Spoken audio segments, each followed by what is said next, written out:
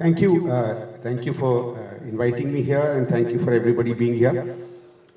The format really is that Supriya ji and I will have a bit of a conversation, but I think let me first of all pick up some of the critical things that have been pointed out. Ever since actually I've come to this area, I've been facing this constant demand about the property tax problems. And I think all markets, all private colonies have been facing this. I don't know for what reason the property tax system, the unit area method system that the MCD had adopted was not adopted here. In fact, 2007, 2005 or 6, there was a Delhi government committee that was chaired under a former chief secretary of UP that was put up by Delhi government, which brought in the unit area method system. That was brought in there, and then I think it was put on in the NDMC area. They are telling me this somewhere about 4-5 years ago or something like that, or maybe 7 years, 10 years ago. A Supreme Court judgment struck it down, saying that there is no corresponding provision in the NDMC Act. And I think that is the critical thing that needs to change. And that is where this whole issue comes, that they either apply UAM or apparently the rent of the shop next door or some such thing happens. And there have also been people telling me issues that if they are reconstructing their home or their shop, then exorbitant rates of unit areas are put up. To me, it seems a completely bizarre situation. I mean, I don't think there's any justification for the way property tax is being put on into this area. And I think the only solution out of that is to have a corresponding change in the NDMC Act. Why there is a problem in changing the NDMC Act, I really don't understand. NDMC is a fairly decently rich organization. It is funded by the Government of India. It needs to be funded by the Government of India. It's you can call it an area of the VVIPs of India. And I think NDMC handles that. So I think this should not be a problem until unless, and that is where the problem of the NDMC comes.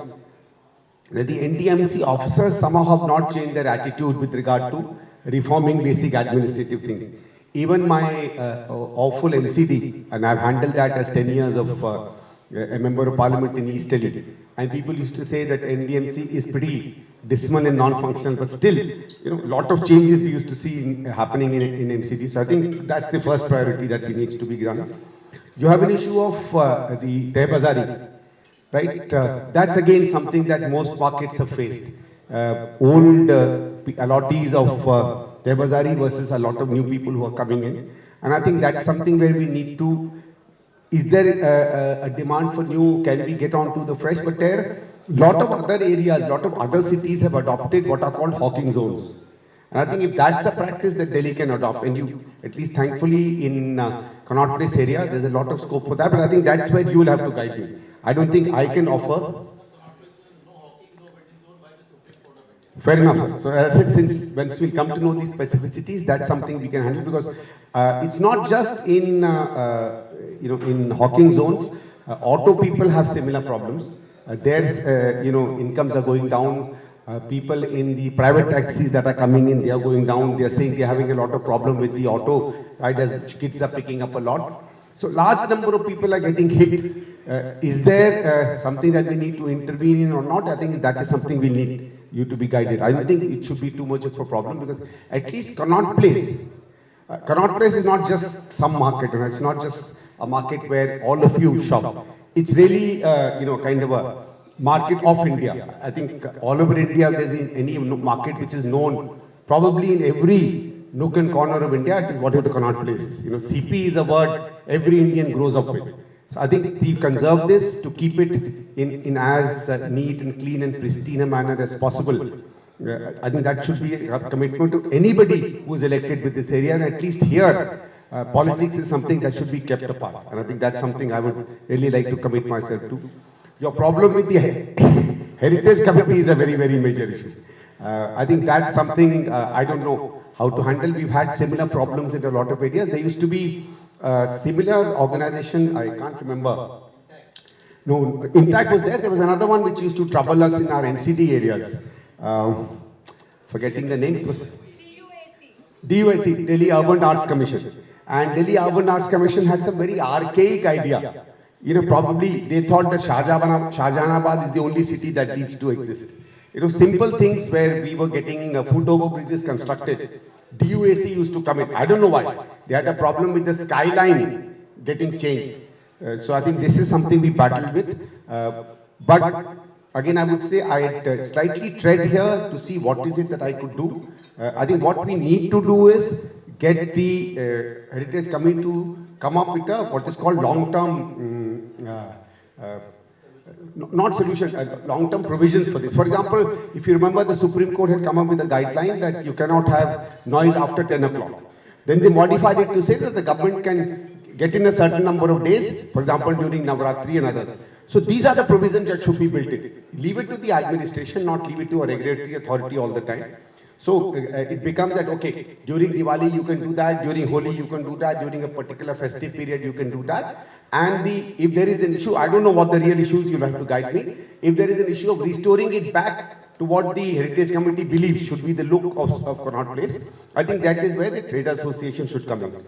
So I've gone through this. I don't think any of these are problems that need too much of an issue until as, of course, the government of the officers become dogmatic. But all I can say is, in case I get your blessings and I get elected, you'll at least not find me crying and saying nobody lets me work. It's as simple as that. I get your power, I'll try and work, and in all probability, we'll try and get it done, sir. As I said, it's not a promise to get it done, it's a promise to try to get it done as much as possible. And I hope 5 years next, when I come back again, at least these will not be issues that you will raise further. Thank you, sir.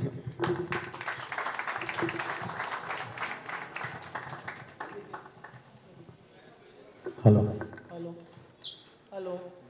Is this working? No, we'll have a conversation. Is this working? Thank you very much, firstly, all of you for being here with us. The sense one gets that there will be a little bit of a political bashing that will happen on both sides of the political spectrum. And is it okay if I switch between Hindi and English? Do you want me to be only English or? Okay. The sense that one gets is you elected a government. You know, we had a 15-year of the Congress government, and आज छोटा YouTuber भी जहाँ जा रहा है वहाँ पर बच्चे शीला जी को याद कर रहे हैं.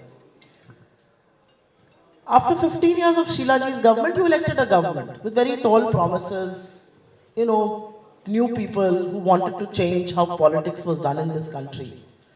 10, 11 years later, there is a sense of disillusionment. There is a sense that one feels this is precious time wasted. And I will actually begin with some of the things that you spoke about and some of the things that Sandeep ji promises to at least try. Do you believe that in the last 10 to 11 years, a lot that could happen did not happen because the incumbent government was far too confrontational? मैंने आपको एक छोटी सी कहानी सुनाते हुए सुना था, and I would want you to tell this audience about that little instance when Sheila ji went to Atal Bihari Vajpayee ji and he was not budging, and how she got him around to do and deliver for Delhi. So do you believe the sense of confrontation has engulfed policy making and in some sense decision making in Delhi? I think it's an important question. And Supriya ji, let me start by saying what my experience of 10 years as an MP was, and subsequent to that, how I have seen Government of India and Delhi government battling it out. One is the administrative and the constitutional status hasn't changed particularly much. It's only in 2015 and 16, for reasons that only that know, and I think those reasons were used for political purposes. The Aam Aadmi Party went on a counter-offensive and started forcing the Supreme Court to start redeciding as to who the issues and the real government in Delhi. There was a pre-established order somewhere in 2003 or 4, where the Supreme Court had clearly stated that the government of Delhi means the Lieutenant Governor. So it's not that previous governments, this kind of a status was not there. And I can also say that while it may be believed that there was a union government which was of the Congress and a state government of the Congress, things would have been absolutely hunky-dory. It doesn't happen. Union government and its representative in the LG, its minister in the Union Department of Urban Development, often were at loggerheads, sometimes even in opposition with regard to what the Delhi government wanted. but it is very clearly the confrontational attitude, and much more than the confrontational attitude, the attitude of being completely out of sync with the constitutional and administrative measures. Let me try and explain a couple of things. Supriya, you come from UP. It's a full state. In UP, if the Chief Minister signs a file, it becomes policy. The moment you sign that, it gets transferred into policy, then it should get into implementation and the parameters of implementation. In Delhi, what happens is when the Chief Minister signs a file, depending on what the administrative and the constitutional position is, that file is sent for approval to the LG or to the Home Minister. It's not that something new has happened. All that it happens is, in your case, if the CM signs on the 28th, it becomes law by the 29th. In Delhi's case, there may be a delay of a month, 2 months, 3 months, 4 months, not more than that. And let me tell you, there have been cases even in Mrs. Dikshit's regime, while there was a union ministry, Dr. Manmohan Singh was the Prime Minister, where a Lokayukt appointment or an appointment of the DRC chairperson or an appointment as high as the Chief Secretary were delayed for over 3 to 4 to 5 months by the union government because the two governments could not agree on names. I don't think you ever heard anybody complaining, and there was a similar feature with the government previous to that. How does work get done? And this is a story that I tell a lot of people.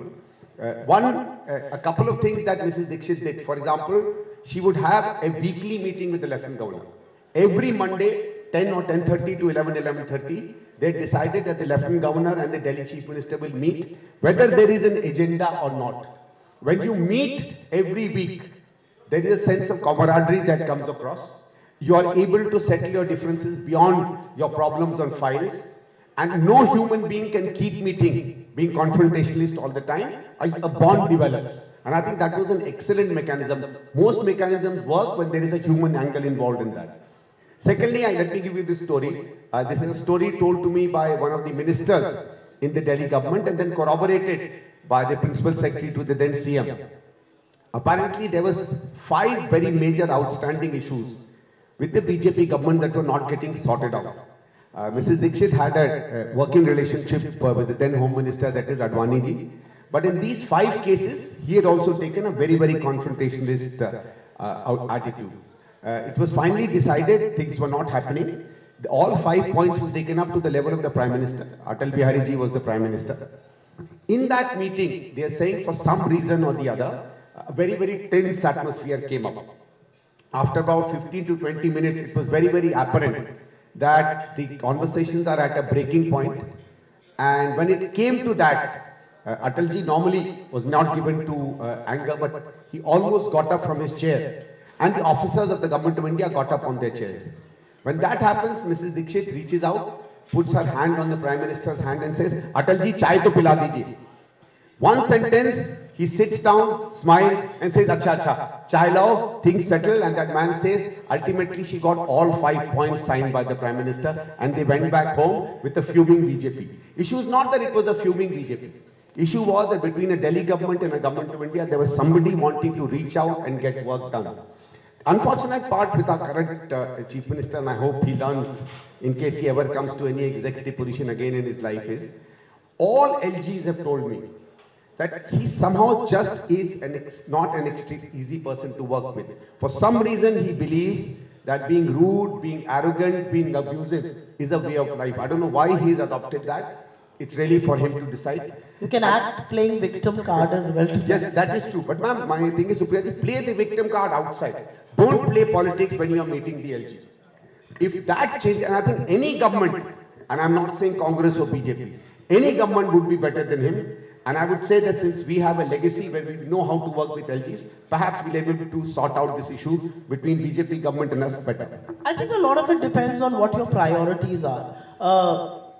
I'll actually take a question that pertains to this audience here.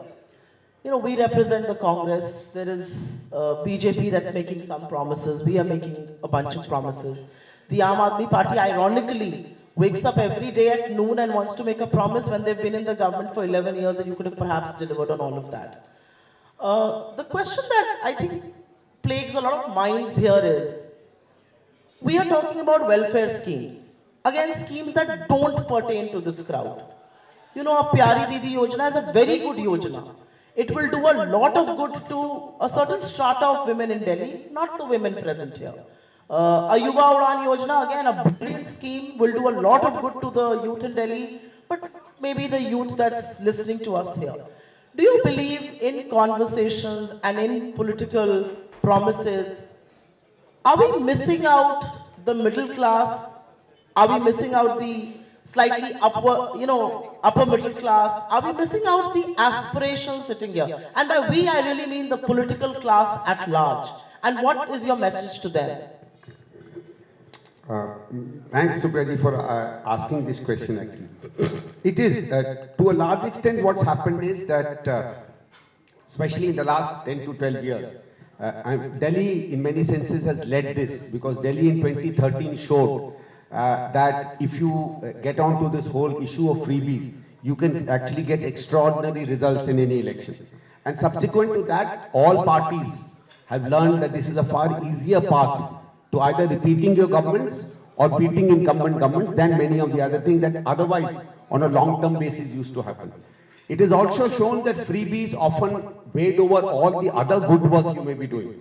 There may be governments who may be doing pretty fantastic work, building a far greater future. So there is that very, very serious point. But I think what we have been looking at least in the Congress, and unfortunately we don't have the voice of the media or the power of the advertisement to seek out and tell people what are the 3 or 4 principal things that we are talking of.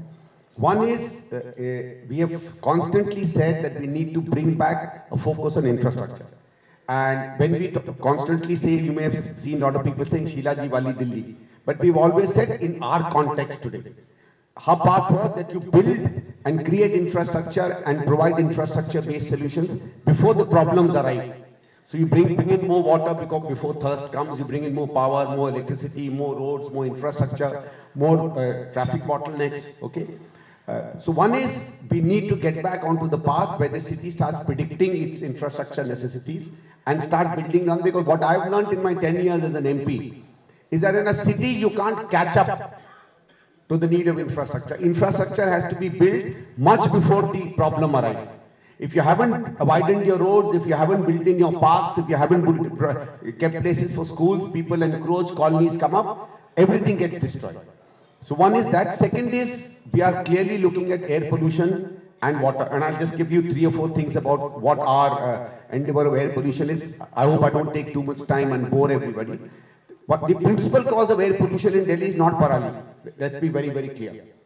The AQI today is plus 300 and there is no parali burning anywhere. And I have all my friends from Punjab who have come here who are always very, very surprised as to why everybody puts a finger at them each time there's a problem in Delhi. The main problem is traffic and what is called tail light emissions. And the reason why they have gone up substantially is the average number of time a car is spending on the road today compared to 2013 is 70 to 80 to almost 150% more. So if you are spending 6 hours on the roads, the cars are spending 10 to 12 hours on the road. So you are almost doubling your normal emission. Secondly is the Delhi's average gear, because of traffic jams, no new infrastructure, which used to be between 3 to 4th gear as an average gear, has dropped to between 1.5 to 2 gears. That astronomically increases the emission. So your emissions just by the lowering of 1 or 2 gears increases it by 5 to 6 times. So you're having huge amounts of diesel and petrol-led emissions that are coming out. Secondly, our roads are in a mess. I think everybody will agree roads are a mess. That further leads to stoppages, slower roads, slower traffic. And our public transport system has collapsed. I don't know whether people really know, but we had about 5,500, 6,000 buses in 2013. There should have been about 8 to 10,000 today, depending on the demand. We are less than 3,500, 4,000. And to give you an example of how this is so, let me give one number. In 2013, we had 43 lakh average DTC bus passengers daily, minus the private buses, so minus the orange buses. I'm talking of 43 just DTC. Today, DTC is at 25 lakh passengers per day, and the cluster buses are 26 lakh, 41 lakhs. So it's less number of people are traveling on DTC buses because buses are not there. And I'll tell you one of the reasons also, it's not just the number of buses are here. Let me give you a shocking number. there is a number that DTC takes out, which is number of breakages per 1,000 buses on an average in a year. That number in 2013, and these are not my numbers. You can download the economic survey that Manish Sisodia prints every year and look at the statistics from there. It's available on Government Delhi's website. The average number of breakdowns was 66 per 1,000 buses in 2013. The number today is 1,024 breakages per 1,000 buses in 2024. Obviously, buses are breaking down. There are no buses. Roads don't run. You will have emissions. Even CNG emits emission. Let me be very clear. Don't think that just because there is. See, third thing is this whole thing of metro. Let me give you some numbers. 2002, the first round of metro starts. In the second metro phase 2 gets completed in 2000, starts in 2006 and gets completed in 2011, which makes up to 194 kilometers built. 2011, phase 2 gets planned and starts work. The metro phase 3 starts in 2011, which is about 164 kilometers. So in all, we have about 350 kilometers of metro being built or already built by the time you reach 2030. 2015-16, phase 4 should have been started. Unfortunately, 15 and 16, phase 3, which should have been completed, got completed only by 2023. 7 years of delay to a metro that was considered as a fine example of administration.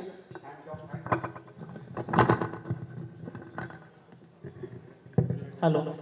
And governance in India. So that metro goes for a toss. And metro's next phase, which should have been planned in 2016 or 17, gets sanctioned only last year. And let me give you a number. Only 64 kilometers have been sanctioned. So obviously you don't have a metro, you don't have a public transport, you are going to have a mass and you don't get roads. These are the simple things I'm giving you where we are trying to be somewhat different. But let me tell you, and I'd be guilty of that, this is not what we are battling. People are not asking us questions about whether we have any ideas about employment, which is what our younger people are looking for. Why are people not asking questions about higher education in Delhi? Delhi University used to be a ground where every kid in India wanted to come to.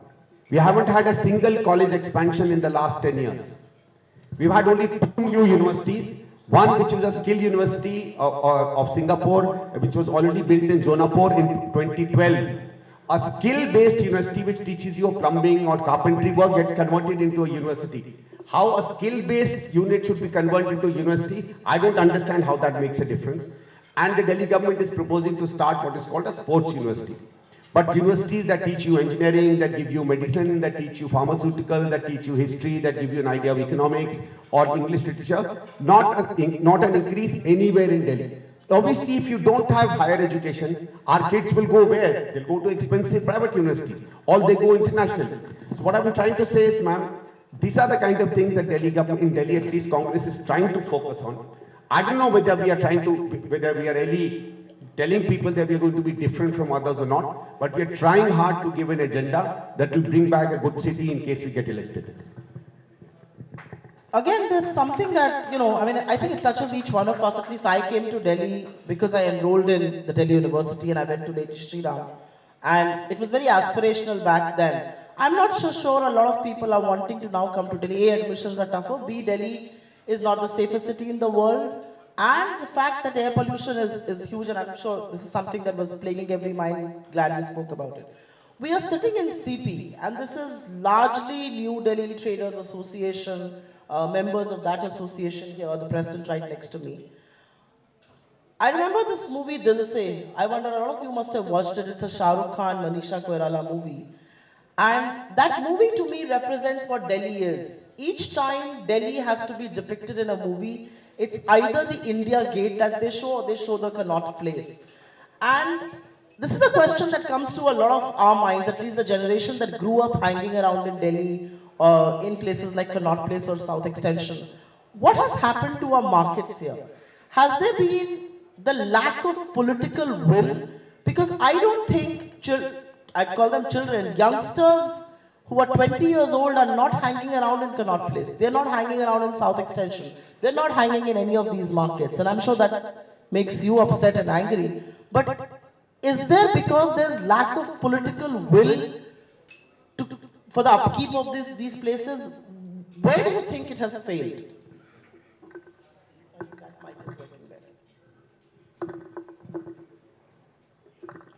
I think this is a bit of a tough question because actually I'm talking in front of people who probably have all the answers and know all the problems that there are. I know that somewhere in 2008-9, project was started to redo a lot of the pavements and works outs in Delhi. I don't know how that has panned out and all. But what I believe is that, at least me as a Delhi person, and that's one problem that entire Delhi is facing. What does it say for somebody like me if I'm not using the metro? That does not bring me to Connaught Place is parking, first of all. And I don't think any, whether it's MCD or it's Delhi government or it's government of India, even talks about parking. I think if I take a look at all these various sankalp or promises or whatever is being announced, including the fact that, the poor or the evil government of India does not let my poor chief minister do. Nobody has talked of this issue of parking. And I think that's very, very serious. It's going to be a serious issue in our commercial areas. It's going to be a serious issue in our office areas. It's going to be a serious issue in our residential areas. That's something that Delhi's leaders have to talk about. And I don't know. Is it because they don't get votes? Or is it because it's not sexy enough? Or is it because other schemes get them? I think that's one of the things. Second is that we have to understand that Delhi is really a city it's a trading city. It's not really a manufacturing hub. And there is now also reason why we don't want a manufacturing hub that can go to areas outside. UP and Haryana have very gracefully accepted a lot of our industries. Let those industries go there. A large city cannot have industrial zones right within it. Some of our own industrial zones have stopped and new things may come up. So we need to actually really pump up the service industry in Delhi. If you want employment, and I think that's another thing. Sir, it's amazing, and let me share this with a lot of people here. I've been doing a door-to-door campaign. I've not done rounds. In fact, that's why many areas have not been able to cover up because I just keep going, climbing stairs up and down and up and down. Unfortunately, even in my sleep, I keep climbing stairs. That's what's been happening. But I've been meeting people right from the very economically weaker sections up to people in fairly decent economic zones. Lot of women, when we tell them about our 2100 versus 2500 debate, actually say that that's okay. What about my kid? What about my daughter? What about my son's employment? And I've been shocked. I fought a number of private elections, my own elections, 2004, 2009, 2014. I've organized elections for Sheilaji. I've organized elections. Never have I seen people talking about employment as much as they are doing today. I think it's an explosive problem. Okay? So I think we have to work on our service areas, we have to work on our shopping and our trading zones, and forget politics. If you want Delhi to be really the city every Indian loves, I think these are some of the things I think we need to do that. And rest of why things like CP may have dulled a bit, I don't know what. I mean, I would never think of, Connaught Place getting dulled, because if Connaught Place getting dulled, my Delhi becomes a dull city, and that I don't want it to happen. Fair enough. We do hope Connaught Place never dulls. We'll open it to questions, but 2-3 things that I'd say as an observation, and I'm sure this should come as questions, is you are the aspirational, you are the more affluent Indian, but I think a lot of, you have the unique distinction of representing or having the chance, hopefully, to represent a constituency that has luxurious Delhi on one hand and it also has slums on the other. And I think on that count, it's a tall order. We'll just open it to questions if you can identify yourselves. And yes, can we get them a mic?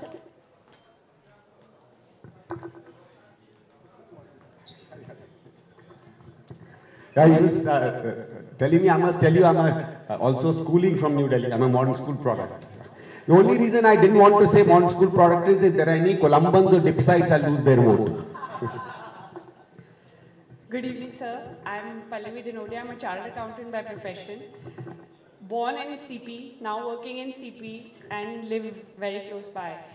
So you're telling us of what causes the pollution, at least I believe is half the problem, that it's not somebody else but our own. So, but what will we do for it? Like, what is the tangible that we as the youth can think? We are bringing up small children in the state. We have education which is stalled completely. On bad AQI days, we can't go out, we can't send our children out. This season, we've had AQIs in the thousands. What is it that we're going to do in Delhi, tangibly, in the short term? And while infrastructure will improve in the long run, sir, what will happen in the short run? Thank you. 2 points let me point out. There is not much we can really do in the short run, except one is the thing is, large amount of our air pollution is coming because of street dust. And street dust is happening because our sewage lines are not getting cleaned and our roads are not getting cleaned. Remember, every monsoon there is waterlogging, and that is mainly because PWD used to always have a 3-month plan preceding monsoons for stormwater drainage cleaning. Those plans are not happening because there is no money. Let me give you some of the numbers, where that money has. Why is it that our sewage lines are not getting cleaned? Okay.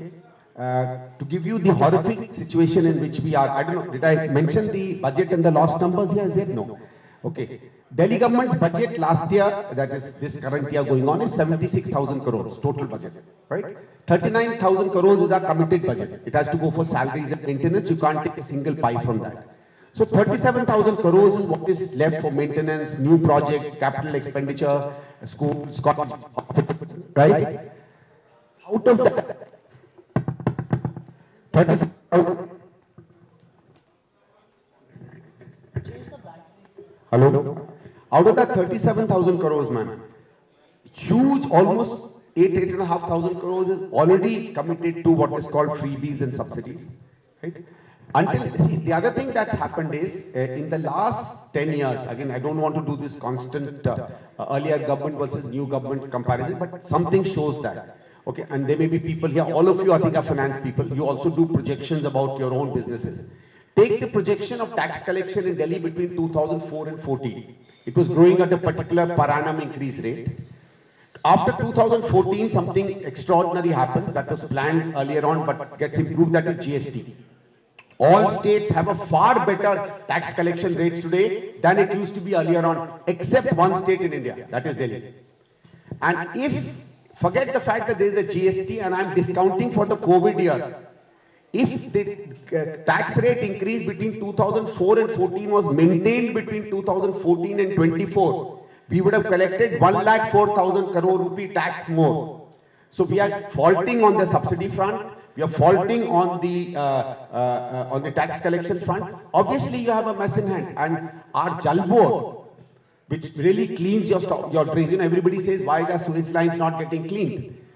Jal Board in all its 60 years of existence had a loss of 8,000 crores by 2030. And there will be a loss because we don't charge people fully for sewage. There are some subsidies and reliefs we give to a lot of people.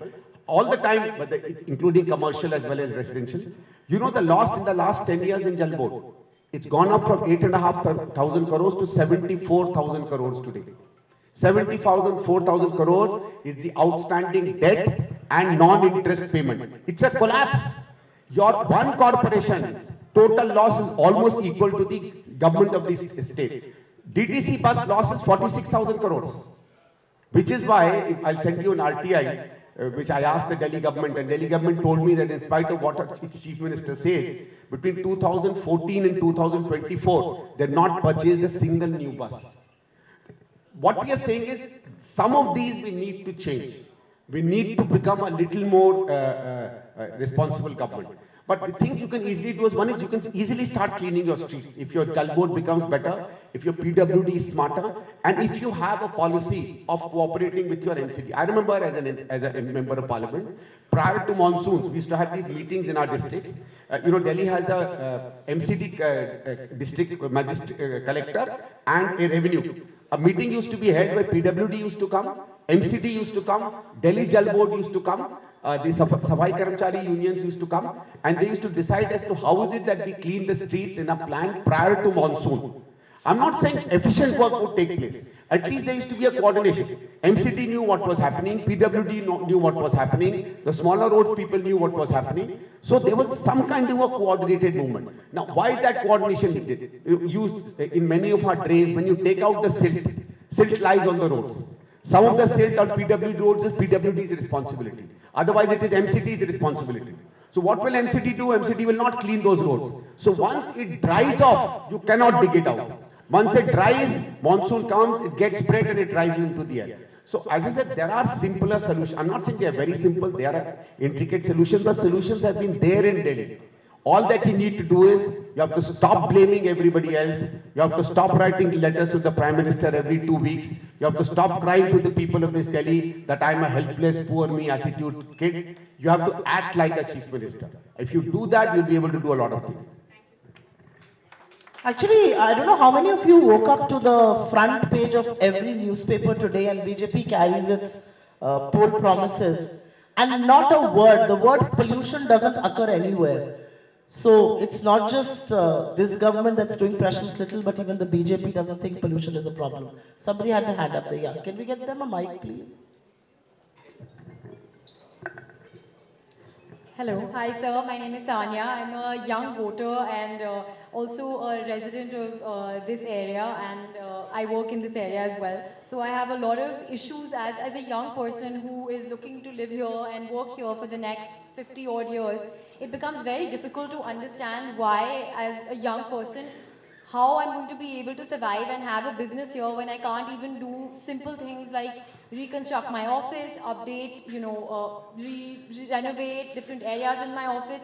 I have large terrace spaces in CP. I'm not able to even open up those. It's a huge loss of space and a huge loss of capital for a young person like me. So as a person who has to live here for the next 50 years, how am I supposed to run an effective business here? How am I supposed to live in this area? I also live in this area. It's very, very difficult for me to be able to understand with an expanding population, with expanding families, with expanding all of the situations that we're dealing with. How are we supposed to just be okay with the fact that, we can't do any construction, we're not able to open up our own spaces despite owning them, inheriting them over the years. It's very, very frustrating to keep hearing from different political parties and from different leaders that, oh, the change will come, it'll happen, it'll take 5 years, it'll take 10 years. When we're not able to really see any quantitative and qualitative change happen in society. So just want to hear, I know you addressed this issue a little bit, but any concrete steps that you're looking to take that, we can go back home and speak to all the people that we live with and influence them to really vote for you. So what can we do as young people?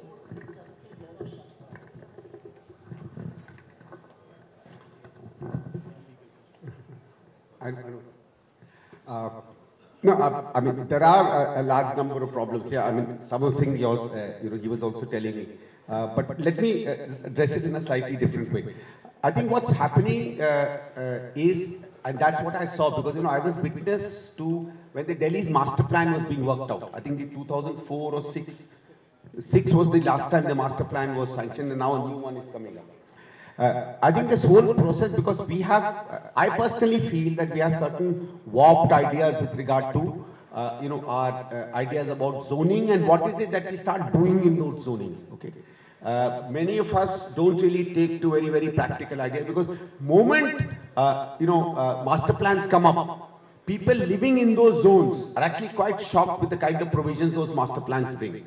They find them to be archaic, they find them to be not easily implementable. See, I can understand that not every issue can be sorted out, right? Rules and regulations can't take all the various variations that you want to do. Somebody might want to build a terrace, somebody might not want something like that. Some of these may have been old residential areas, somewhere illegal constructions may have come up. I can understand all that, okay?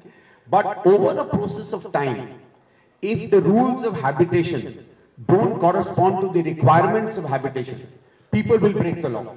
A very telling comment Mr. Jaipal Reddy once told me. If you remember, I don't know, you may have been much younger, but when the sealing and the demolition drive was happening in Delhi, and we went to Mr. Jaipal Reddy, and after having addressed the press and made all our usual little noises, we were sitting and chatting with him, and I was asking him, sir, I said, there are about 5 lakh shops in residential areas.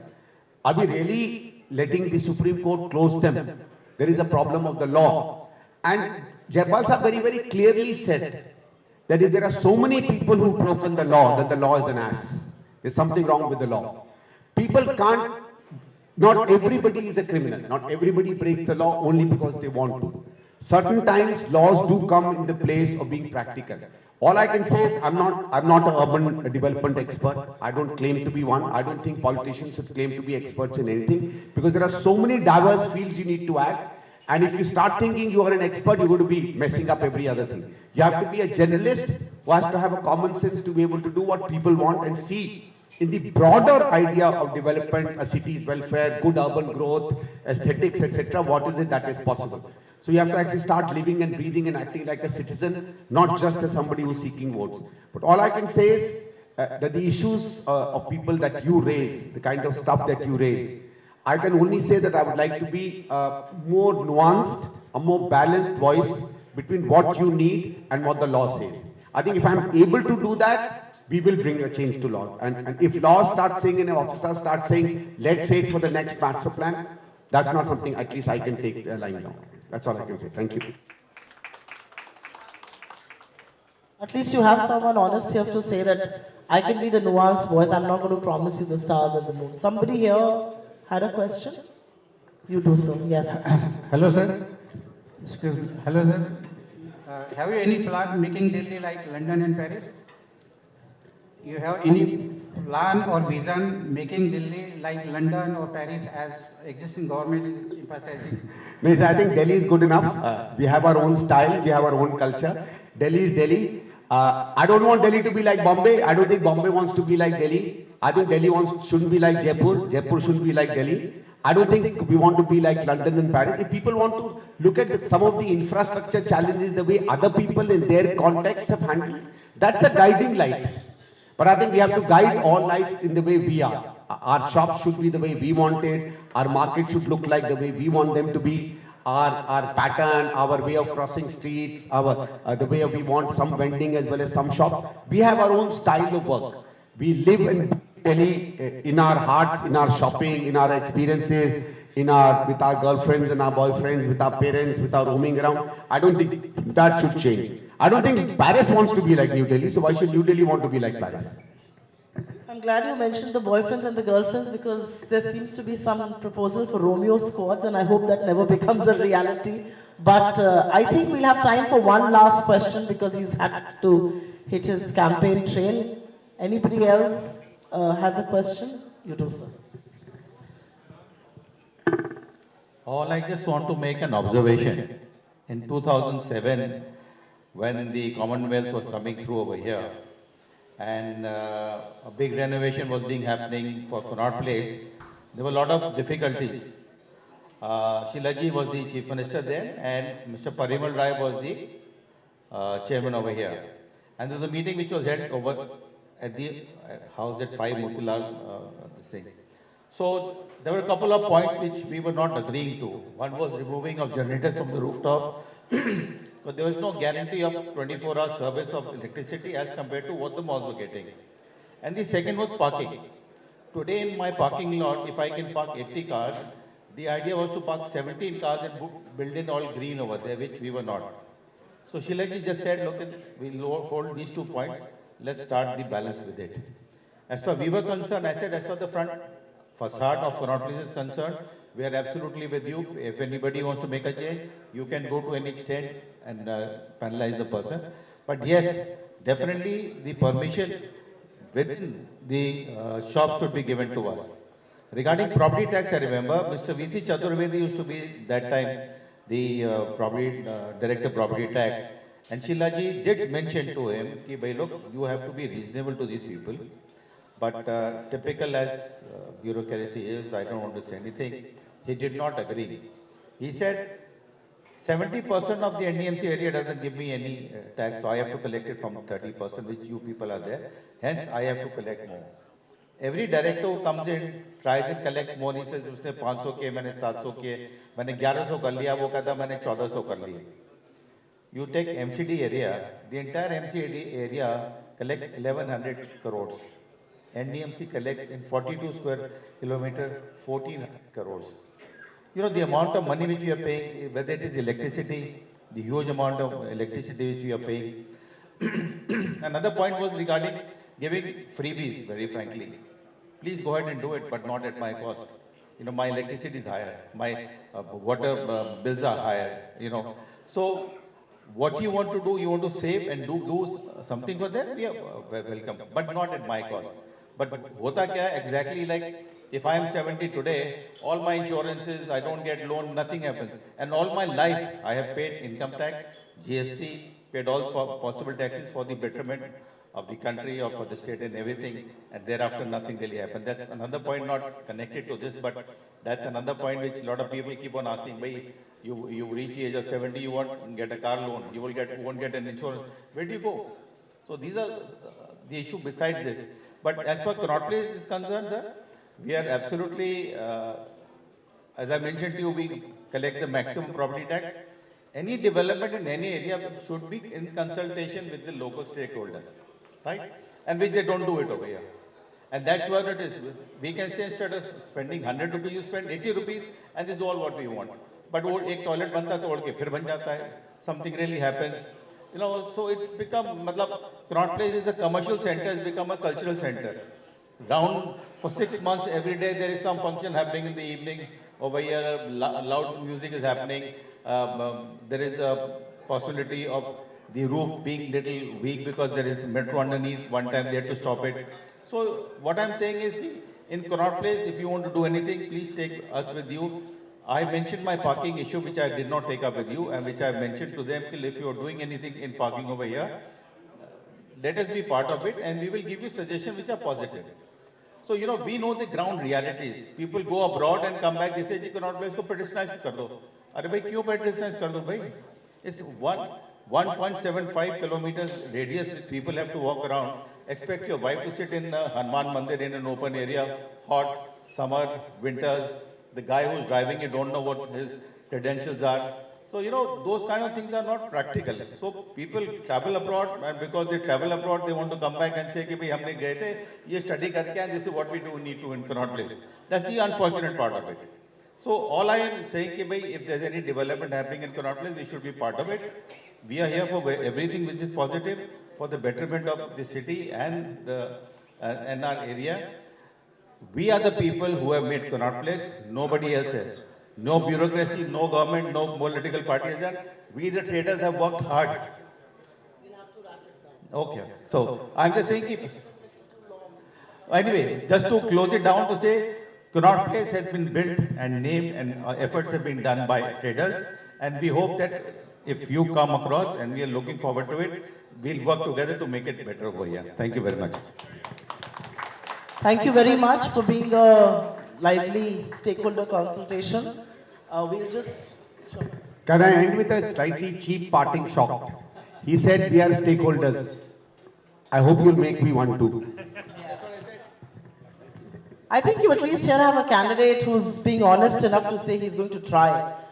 He's not promising you the stars, but he's saying he's going to try. And for that, we do hope you'll give him a chance. He comes from a legacy. Sheila ji has been your representative. You all are talking about her. So thank you very much for being here with us. Give him a chance and I'm sure he won't let you down. Thank you very, very much.